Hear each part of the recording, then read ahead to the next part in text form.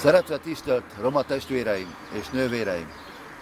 Kérem, engedjétek meg, hogy nagyon fontos időszakban testvéri szívvel megszólíthassalak benneteket. Nagyon fontos ügyben, ami a mostani életünket nagyon befolyásolhassa. Mint tudjátok, vagy hallottátok, Európa parlamenti választások vannak egész Európában, Szlovákiában is. Eddig Szlovákiából a romák közül az Európa Parlamentben nem volt senki. Most pedig miért fontos a számunkra, hogy legyen ott valaki roma is, aki a mi érdekeinket képviseli.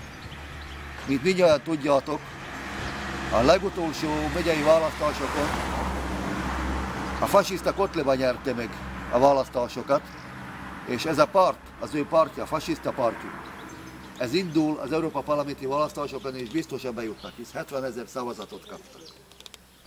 Éppen ezért a mi számunkra, a romák számára itt Szlovákiában nagyon fontos, hogy valaki ellensúlyozza ennek a fasiszta Kotlebának a támadásait, esetleges támadásait ellenünk, és egy olyan ember kell oda, aki fiatal és tiszta szívű, intelligens és harcos. Éppen ezért informálok benneteket, hogy a obyčajní ľudia nezávislé osobnosti 19 sorszámú politikai pártnak a listáján a 8-as számmal egy fiatal szlovák értelmiségi roma, ismétlem roma, indul a 8-as sorszámmal.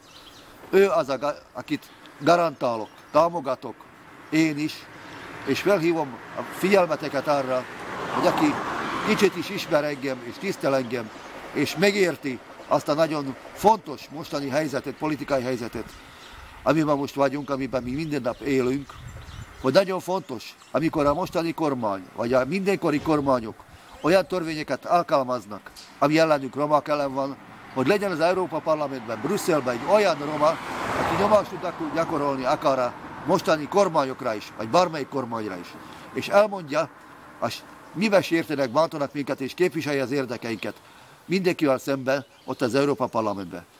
Esetleg jön ide, és ellenőrizze azokat a dolgokat, ami a mindennapi életünket befolyásolhassa. Ezért megkérlek mindenkit, mindnyájatokat, akik szeretnek, ismernek bennünket, engemet, hogy mindnyáján menjetek el választani, május 24-én, és a 19-es lapon, sorszámon karikázzatok be a 8-as sorszámot, Stano Danielt.